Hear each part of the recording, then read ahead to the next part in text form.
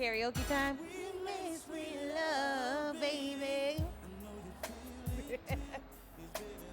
Okay, yeah, come on. I want y'all to come on up here and get this. I don't wanna lose your love. I don't wanna lose it. I don't wanna say bye bye. Okay? It's the way, the little things. And remember, and I just can't let it away. Slip away before. Ain't that how you did it? That's right. That's breath work. Okay, come on, give her another round of applause. That's some breath work she got over there. I know that's right. All right, welcome back. We ready for the next convo? Say yeah. Yeah, period. All right. When we think about the restaurant industry, chefs often receive the spotlight, but every memorable dining experience depends on an entire team working together behind the scenes. Today's conversation celebrates the women whose leadership, creativity, and hospitality continue to shape restaurants, hospitality brands, and guest experiences across the country. Hospitality is both an art and a business. It requires intuition, leadership, resilience, and an extraordinary ability to make every guest feel welcome. Today's panel features accomplished women who have built remarkable careers across restaurants, beverage programs, hospitality management, and culinary entrepreneurship. And together they'll discuss leadership, mentorship, navigating the industry, and creating spaces where both employees and guests can thrive. Now, whether you're an aspiring restaurateur, hospitality professional, or simply someone who appreciates exceptional service, this conversation offers a behind-the-scenes look at the women helping shape the future of the industry. So, leading today's conversation is none other than a wonderful chef who has been with us all day, Chef Nina Compton. Hey! And she's going to bring out our lovely panelists.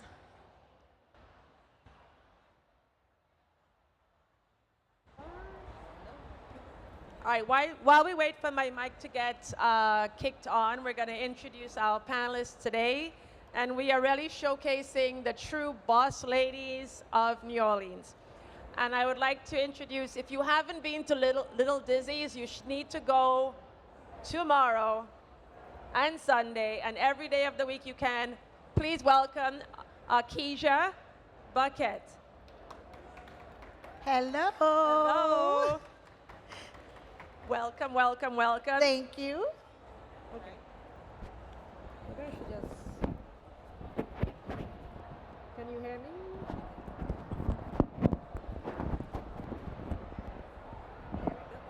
All right, perfect.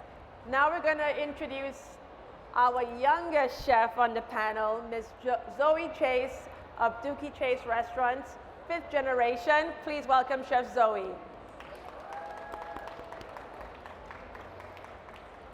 And last but not least, please welcome Chef Martha Wiggins, who has been doing some amazing work at Cafe Reconcile. Please welcome her. Welcome, welcome, welcome, ladies. So I reached out to all of you because I think that you guys are so amazing and have such an amazing story.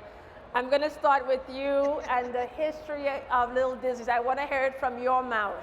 Okay. My name is Arkeisha Smith-Baquet. I am the co-owner of Little Dizzies Cafe. We are a 3rd generation Creole soul food restaurant. We're known for gumbo, fried chicken, po' boy, seafood, and sides.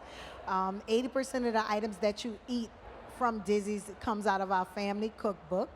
And my husband, Wayne Jr., and I recently took over the restaurant. My father-in-law retired in 2020, and so his son and I bought the restaurant, and we reopened February of 2021. We just celebrated 5 years this year. And things are going great. We do counter service where you come to Dizzies, you order first, pay, then go to your table. We do serve all our food out of to-go containers. Whether you eat it inside or outside, we do it in a to-go format. And that was due to COVID. that really kind of put us in that position. But we have inside dining, outside dining. We have an upstairs dining room that we did 2 years ago. That's my spot. That's your spot. That is your spot. And then we also have a to-go station on North Robinson. We created that because we wanted locals to be able to come and eat with us. Yes. Because we have a lot of locals that's been following the family because we've been in the business since the 1940s.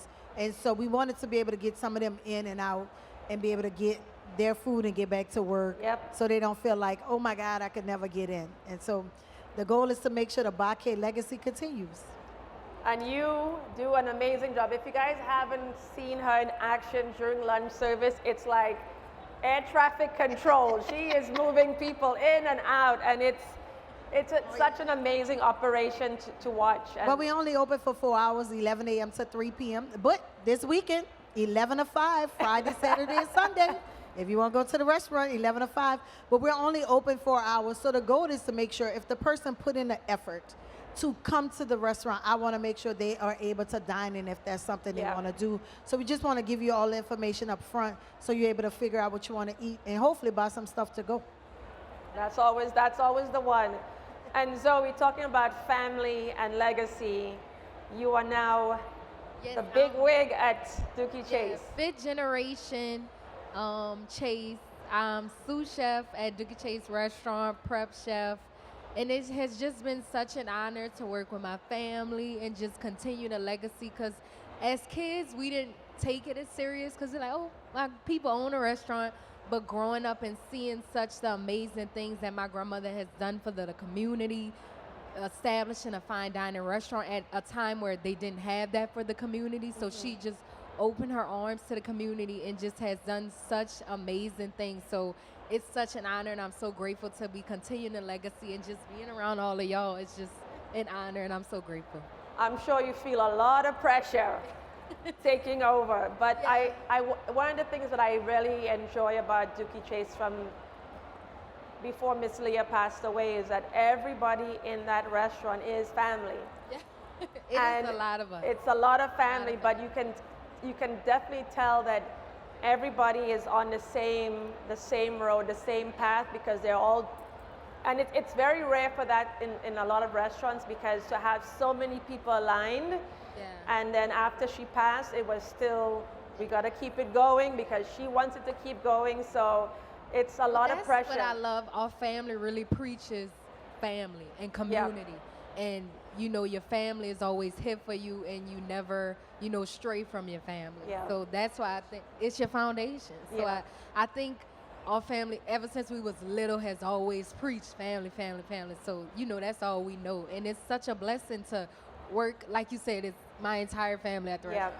It is literally your an aunt, a cousin, everybody's involved. But I love, you can definitely feel that in the restaurant, also in the food.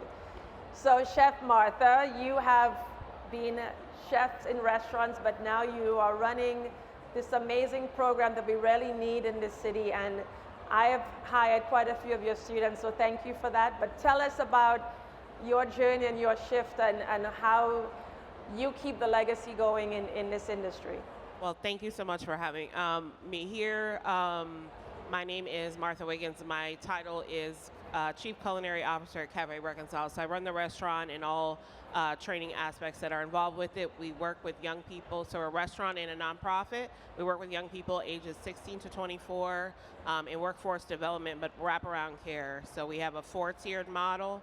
And in the first tier, we're really just addressing what are your barriers, what are your obstacles that are preventing you from having sustainable employment or whatever your joy is, whether it's going back to school, whatever it is. So, is it housing insecurity, food insecurity? Do you need childcare? Do you need mental health care? We do quite an extensive case management and assessment before you even start training in the cafe, and that's in tier 2, and that's when they come to me and my team, and we work 1-on-1, 4-on-1 sometimes with the young people, adolescents, whether they're 16 or 24, a lot of them still are very much adolescent as far as their development.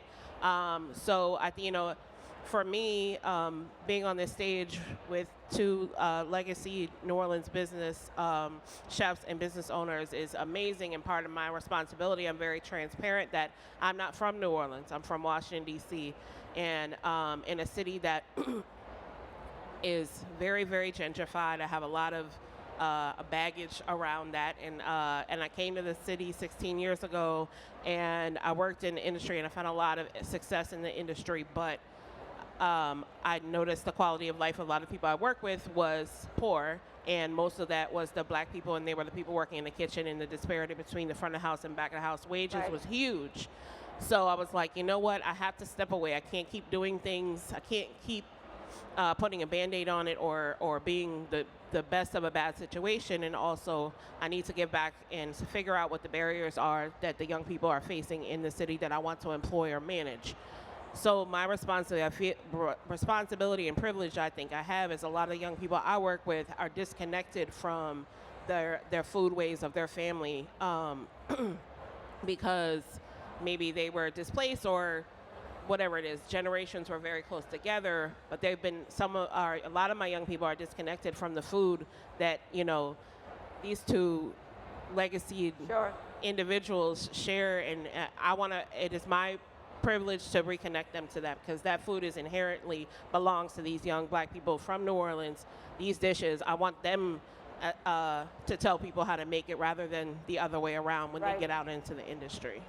That's awesome. Amazing. Awesome, Martha. So I'm gonna put this question out here, and whoever wants to take a stab at it. As women in this industry, as we know, it is a pretty male-dominated industry. Is there any challenges that you face? How do you overcome those challenges as leaders in restaurants?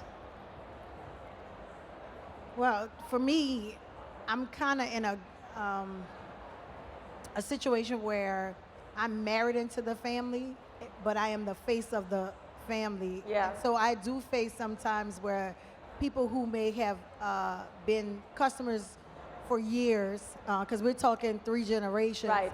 So sometimes you get some of those customers come in and they're like, oh, you the daughter-in-law, and it's kind of like passed over, like there's no big deal because of that. Where's Wayne at? They're looking for my father-in-law.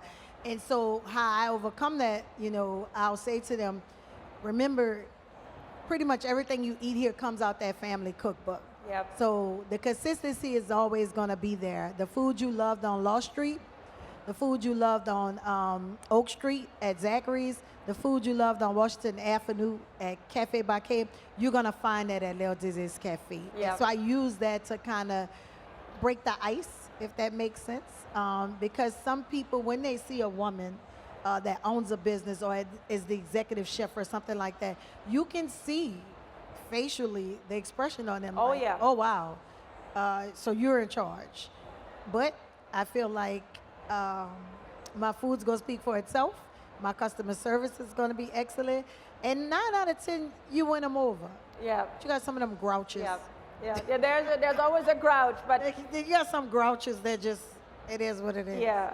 But for the most part, I think if you're authentic, and for me and Zoe, I think it's hard for us not to be because of the heritage and and our legacies. Sure. It would seem strange where they couldn't see it coming from us because of the connection. I agree. Yeah, I think my biggest struggle is I do work around a lot of men, and I would love to have, another chef with me, another woman, but so there is times where I'm like, it's hard being the only woman sometimes. I have my Aunt Cleo, but, it's just me and her. So I would love, and even Noki, I graduated from Noki, they'll have people come do stages at the restaurant, and even Cafe Reconcile, if y'all want to send people over, I would love that. But yeah, some more women energy. I would love more of that in the restaurant, I think that the hardest thing for me about being in a male-dominated industry, there's a lot, and I think there was a time when, as well, when the Me Too movement resurfaced, where it was they wanted to put our faces out there again, of like, we have a female lead, and a woman chef, and all of a sudden I'm getting all these calls, and they want me to come to Food and Wine here and there, and it's like, where was that? And again, I became the face. I mean, honestly, I always worked hard, put my head down, worked really hard. But it was, I think the most hurtful thing was finding out how much men were getting paid.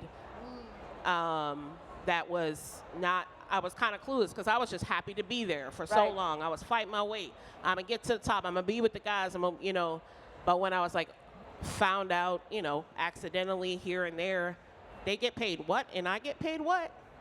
And working with people who I considered family and mentors and loved, that was hard. Yeah. And I still feel that, Yeah. I've grown past that. I'm very, very fulfilled in my work, and I love what I do, and I'm happy. But that still stings when I think about, a lot of that was lip service. And when it came down to what mattered, which was how much you valued me on paper, Right. I wasn't that for you. Yeah, I think that's definitely an industry issue that we've had over the years, and not just in the hospitality, but just in most industries. A lot of men get higher positions, less experience, more money. And I think for me, we all went through it where we get questioned, we get tried, we get stepped over. And I was a chef at a restaurant in Miami, and it was like maybe 15 people at the table, and they're like, the guy tells the server, "Can you please send the chef to the table? They're having such a great time." And I come out, and he looks at me, and he says, no, but where, get me the real chef, you're not the chef. And I remember my face just dropping, because I'm like, why do I have to answer that? Because you would never tell a man that.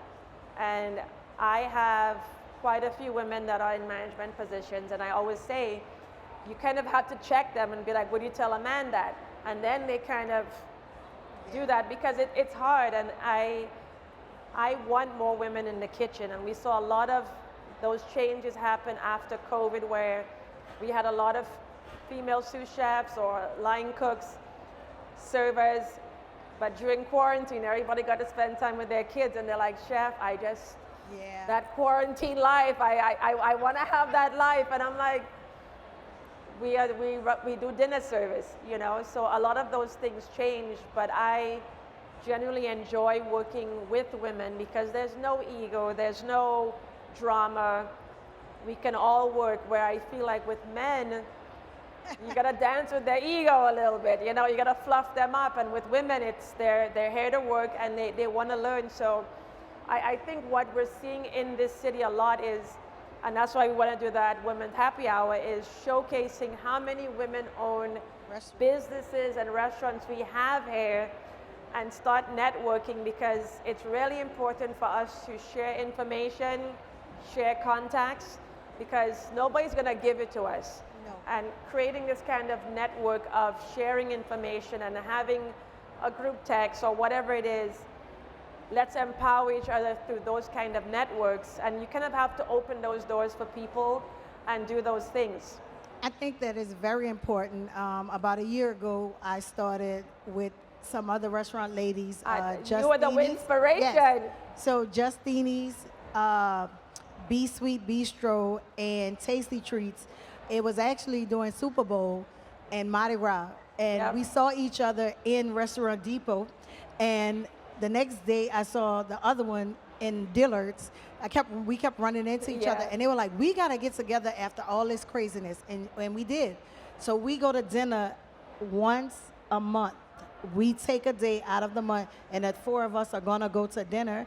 And we had the amazing time where we went to Capera La Pin and had dinner. And it's just our thing. We use it to kind of lean on each other. We use it to regroup. We use it to pour resources into each other.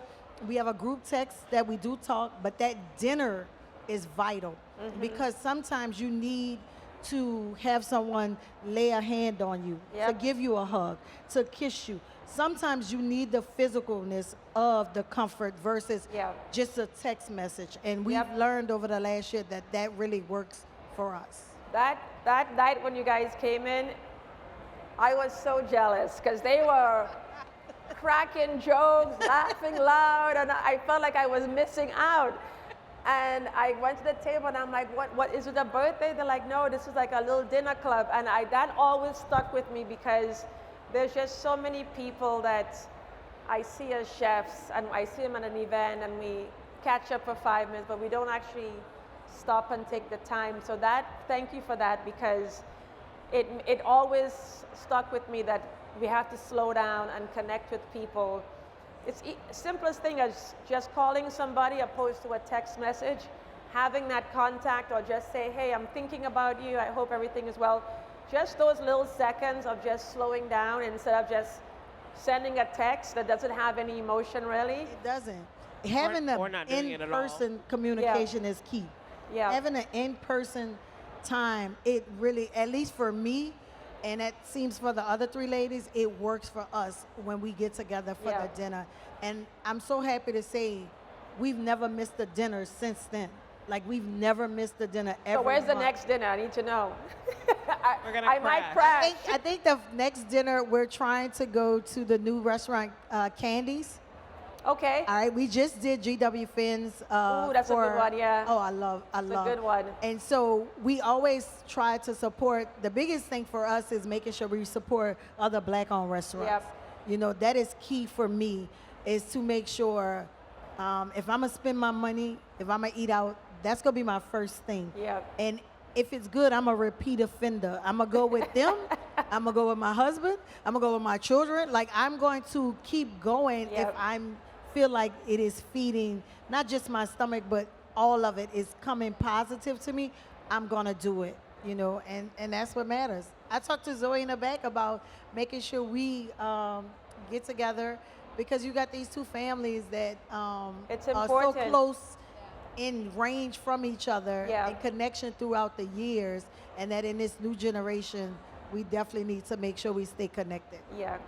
So how many generations do you hope for Little Dizzies? Oh, many. My son Jace is 13 and is at Dizzies right now. Is he gonna be? Yes, he's at Dizzies right now making po' boys. Okay. And he's been working there since we bought the restaurant. Jace knows how to make gumbo, bread pudding, and potato salad. Okay. He's not allowed to fry anything. That is just my concern. Yeah. He can cut seasoning. He could work in the kitchen, but I've explained to the kitchen staff and the chef, respect my decision. I don't want him to fry anything right now. It's just a comfort level for me. So. All right, so he's gonna be. He said he is. He's gonna do it. And what about in the Chase family?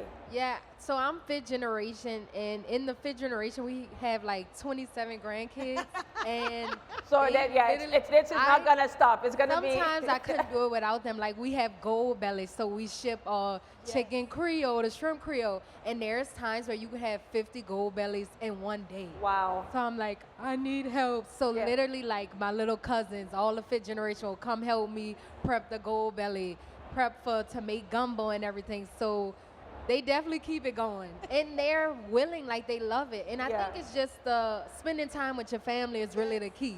So you love like, oh, you gonna come to the restaurant and help me, and we listen to music and cooking. So it's an amazing time, and it's just so amazing that they're so willing to do it. Yeah, and that they're not forced, because we're not forcing. Yeah. Well, what I love about hearing about the family affair, it's most people, as most chefs, we started cooking in the kitchen with our families, and you guys are doing this every day in your life, where most people it was just like their childhood. So to have that kind of vibe where your grandkids or your son is in the kitchen, I'm trying to get my niece to get in there. She's like, no, I'm not yet. I'm trying to retire, but she's not sure yet, so maybe we'll see. But I think that's definitely something I'm putting on out there in the universe. Now, we're talking about legacy. Do you feel at any point to change a little ingredient in the recipe, or do you feel like?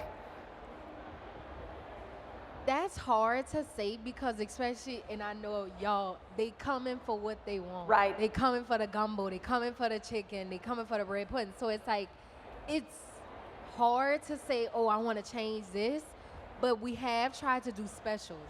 So we just did our squash special and just like new things to where like some people don't, want to come and try different things. So we try to do specials, but people are coming for what they want. They're coming for the gumbo. So but some of them are so conditioned to what they like and what they know. Like we won't change any recipes for the staples. Like the gumbo, you cannot. Can change The it. chicken, you cannot. But we do what you said. We add specials. Like every month there is a special. And right now we have the Gino soft shell crab. So it's gonna be a soft shell crab deep fried with a crawfish dressing on top. Okay. Right? And that is doing really well. And June had the Kelly stuffed shrimp. And so we're finding that they're okay with that. Yeah. You can feed them a little bit of something new, but you gotta have the staples. The staples, you have to have the I had a staples. guy come one day, he said, I just want to get gumbo. Do you have gumbo? I said, yes, we have gumbo. He's like, I just wanted to make sure. I said, sir, I can't open if I don't have gumbo. I said, I can't even open. If I don't have gumbo, I might as well not. Gumbo or chicken, I might as well tell people we not open. Yeah. You don't have gas. Yeah. It's like not having gas at a gas station. And so we try to make sure those are key things. Because you have so many people that are used to the food a certain way from your restaurant. You cannot play with that. There's just no room for that. like They will tell know. you if something wrong with the gumbo not tasting right. That's it. They will make sure you know. That's the truth. So with you, Chef Martha, how do you see the younger generation coming into the industry? I think that the biggest realization I've made is that it's not as cool to be a chef as it was when I started amongst the adolescents, or they don't find it as cool. And I think it's mostly because of there, are a generation of young people who've had the phone in the hand and Instagram and TikTok and all these things. So their perception of reality and work is different, understandably. And, sometimes I feel bad for them for that because it's in a lot of ways giving them false perception of what actually you'll need to do. That's a very small amount of people that you see that are going to make income being an influencer. So that's hard. So I think, when I was coming up, it was like, we wanted to work, we wanted to make money, and we wanted to work hard to do that, sometimes to a fault. I love that they don't feel like that in some ways, or they question everything. Like, why should I work so hard and do this? Or why? I'm not about to sit here, it's hot, you're doing all this. I'm not about to mop and wash dishes. And I'm like, well, nobody else is going to, unfortunately. We have to do it. So it is a balance of really appreciating the generation of young people that I get to work with, and that they are so critically thinking, but they are somewhat, I don't want to say delusional, because that's not what I mean about my beloved youth. But I'm like, good on you. I'd love it if you could be have great success doing this, but you might need a job until then. So, it's a balance. And a lot of them too, they're adolescents. You're not going to get it right away. And you should be, hopefully, a lot of the young people that come to us haven't had the ability to be children, have had adult responsibilities at a very young age. They haven't had a chance to play. They didn't get a chance to go to college and goof off, and a lot of these things. They had adult responsibilities at a very young age. So I have to make sure we all the staff at Reconcile, that we acknowledge that. And while I want to give them a dose of reality, I also want to give them a little room to be loved and relax and have some peace and play and be authentic. And it's a balance, and that's why it takes a big team of people who are trained to work in best practices with youth. My team by trade are dishwashers, cooks, bartenders, etc. We don't know how to, but we do a lot of professional development with my team, so that we are maintaining a safe and effective environment for these young people to have a dose of reality and maybe learn a little bit a skill but also in a very safe and welcoming and supportive environment. Yeah, I agree. So what do you guys, as we wrap up, what do you guys are most looking forward to this weekend? The people. I love to see black people. Yes. I love it, gives me everything to see us travel, to see us out and about and enjoying life. Because Yep. you only get one. That's and right. so Essence Fest and Bayou Classic are 2 times a year that is big, not just at the restaurant, but for me, because you see people come into this city and just enjoy themselves and want to frequent every restaurant or every business. And I love that. I love to see us come with intention. Yes, yes. That is And always good beautifully for me. dress. Oh my goodness. I A love just the fashion people show. watching and Yes. just the beauty, just everything. I could just stay here all day. The and just energy watch. is always good. I Yeah. have to say, my Essence Fest and Bayou Classic time is always positive. People pour so much love into me when they come to see me, or if they see me out and about. It's an amazing feeling, and I'm thankful and very grateful for that. Thank you. Yeah, definitely the people, and it's always just such a good time. So many people come to the restaurant, and just to be with the community, and just and have them feel like home. Yeah. And then family and the concerts. I'm excited to see Michelle. And the music. I love the concerts, so yeah, and just grateful to be here and just Yeah. be around everybody and just Well, this is pretty huge to me. If somebody told me 16 years ago I'd be sitting on a stage with you guys, women, ladies, excuse me, guys. Aw. That's huge, and it means a lot to me. And the only other thing I really, really want to do besides being in space is I would love to see George Clinton. Okay. And yes, on Sunday. Put it out there, right? Put it out I'm putting there. it in the universe. Maybe Yes. I'll go. I'm not sure. I can't decide if I want to rest or go all out. Yeah. But Well, thank y'all so much. Thank you, ladies, and Thank you. please check them out at their spaces, Little Dizzies, Dookie Chase, and Cafe Reconcile. Thank Thank you, y'all. ladies. Thank Maybe y'all I'll so come by much. for that soft shell, if you have any. It's a win. Yeah. Thank you, you, Nina. everybody. Hello, hey. All right, so they're gonna take a picture. I'm gonna just send y'all on out of here. As we wrap up an incredible first day on the Food and Wine stage, I hope you have been inspired by the remarkable chefs, the entrepreneurs, the storytellers, and culinary innovators who shared their experiences with us today. From honoring traditions that span generations to exploring new ideas shaping the future of food, today reminded us that every meal carries a story, and every story has the power to bring people together. So thank you so much for spending just a little part of your Essence Festival experience here with us. We'll be back tomorrow with another exciting lineup of conversations, demonstrations, competitions, and unforgettable guests celebrating the richness of Black food culture from around the world. Until then, enjoy everything that the festival has to offer. Continue supporting these incredible chefs and creators, and we'll see you right back here tomorrow. Y'all have a great evening. And have fun at the concert tonight, because I know I will. See y'all later. Oh, thank you, girl.